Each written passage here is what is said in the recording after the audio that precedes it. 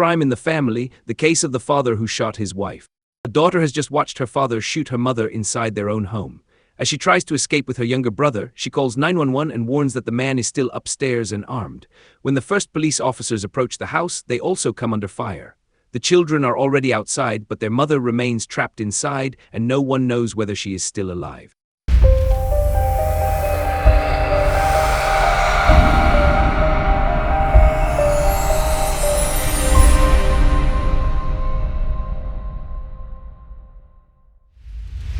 It was the afternoon of Saturday, August 24, 2024, in St. Cloud, Florida.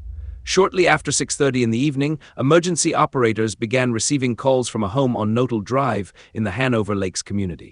On the other end of one of those calls was the adult daughter of José Manuel Otero-Fontanez and Lizvette Figueroa-Guzman. Her voice made it clear that this was not a simple family argument. The young woman said her father was upstairs with a gun and had just shot her mother inside a bathroom. José was 48 years old. Lizvette was his wife and the mother of their 2 children, an adult daughter and a minor son. Both children were in the house when the argument between their parents turned into something much more serious. According to the daughter's later statement, she had been talking with her mother because Lizvette was preparing to travel to California for work. In the middle of that ordinary moment, the young woman began to hear an argument. Lizvette came running in while begging José to stop.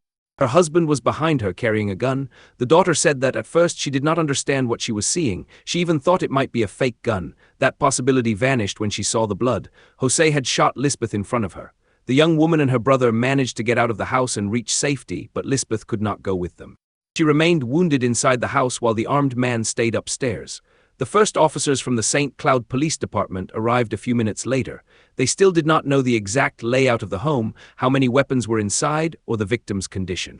The only thing they knew for certain was that 2 children had just escaped after witnessing an attack on their mother. Body cameras recorded the officers taking positions around the property. One of them approached the entrance and loudly identified the St. Cloud Police Department. Almost immediately, a gunshot rang out. The officers pulled back and took cover. The subsequent investigation determined that José had allegedly fired at the first officers who tried to approach. No one was injured and the officers did not return fire. However, that shot completely changed the operation. They were no longer dealing only with a domestic attack involving a victim trapped inside. They were also facing an armed man who had just opened fire on police. The officers began surrounding the house while ordering neighbors to remain inside their homes or move away from the area. The rear of the property presented another problem. From there, José could try to escape into the surrounding area, but approaching the back of the house would leave officers exposed to its windows. Once the perimeter was established, additional units, negotiators, and tactical personnel arrived. A drone was also deployed to observe the interior without directly risking another officer's life. But the drone had barely completed part of its mission when José shot it down. The police now knew where he was, but they still did not know Lizvette's condition. As the operation continued, the children were taken behind police vehicles. The boy kept saying that he did not want to die. An officer tried to reassure him and promised that he would be safe there. Investigators needed information immediately. They asked the children how many people remained inside the house, what kind of weapons their father had, whether he had military training, and what his phone number was. The siblings confirmed that only their parents should still be inside the house. They also explained that José had no military experience and provided the number the negotiators would use to contact him. The call was finally answered, but a new obstacle arose. José spoke primarily Spanish, and the first negotiator could not carry on a full conversation with him. Police requested an officer who could communicate in his language. Every minute of waiting increased their concern for Lizvette. When negotiations began in Spanish, José made statements that contradicted what police had already confirmed.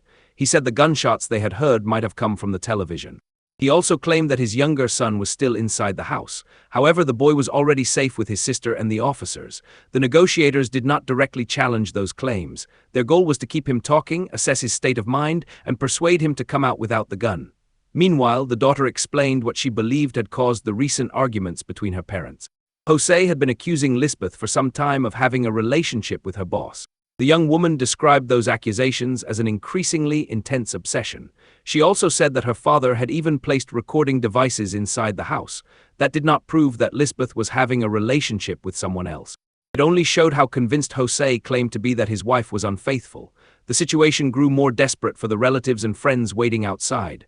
A woman close to the family, Alice Bay, confronted the officers and asked them to go inside. She insisted that Lizvette was losing blood and that every minute reduced her chances of survival. The police response reflected the dilemma they faced. Entering without knowing José's exact position could lead to more deaths. He had already fired at the first officers and at the drone. If police rushed forward, they could also become trapped inside the house. But if they waited too long, they might lose any chance of saving Lizvette. The officers prepared for a possible arrest in case José decided to come out. One officer would give him commands. Another would provide armed cover. The others would try to restrain him. No one could know whether he would actually surrender or use the front door to fire again. The daughter tried to call her father, but José did not answer. Then his younger son tried. This time he picked up. The father and son spoke for several minutes. The full content of that conversation was not released, so it is not possible to say what the boy told him. What can be confirmed is that, shortly after speaking with his son, José contacted the officers again. He then announced that he was willing to come out. Police maintained all of their positions. Although he said he would surrender, there was still a possibility that he might be carrying the gun or preparing for one final confrontation. Finally, José appeared at the entrance to the house. The officers ordered him to stop, move away from the weapon, extend his hands, and remain still. José complied. He was taken to the ground, handcuffed, and placed in custody without any more shots being fired.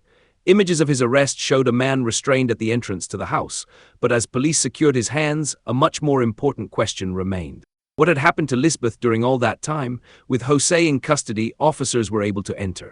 They searched the house and went upstairs to the bathroom. There they found Lizvette Figueroa-Guzman with multiple gunshot wounds. She showed no signs of life. Her children had managed to escape. Police had prevented José from harming anyone else, but help had arrived too late for Lizvette. During questioning, José spoke about the suspicions he had regarding his wife. According to his own account, he had placed a recording device several weeks earlier because he believed Lizvette was having a relationship with her boss. He said he had heard another man's voice on one of those recordings. That had fueled his accusations. He also admitted shooting her. He said he left the gun in the bathroom and did not want to look at his wife again. His statements did not make his suspicions true. No evidence proving the alleged infidelity has been presented publicly. What was documented was that an unverified accusation ultimately became the center of an armed confrontation. José Manuel Otero-Fontanez was initially arrested on a charge of first-degree murder. In December of 2024, an Osceola County grand jury returned a formal indictment. He was charged with first-degree premeditated murder with a firearm and 2 counts of attempted first-degree murder of police officers. The charges involving the officers were connected to the shots fired during the standoff. As of the latest publicly verifiable court information, José remained in custody and no final sentence had been located. Therefore, under the law, he must be considered an accused person until the proceedings are concluded. The daughter's call allowed her and her brother to be brought to safety. It also led police to the house, but it captured one of the most painful moments in the case. A young woman trying to explain, in a matter of seconds, that the armed man upstairs was her own father and that the woman who had just been shot was her mother. It all began with an accusation that was never proven. It ended with 2 children without their mother, their father in custody, and a family destroyed inside the very place where they were supposed to feel safe.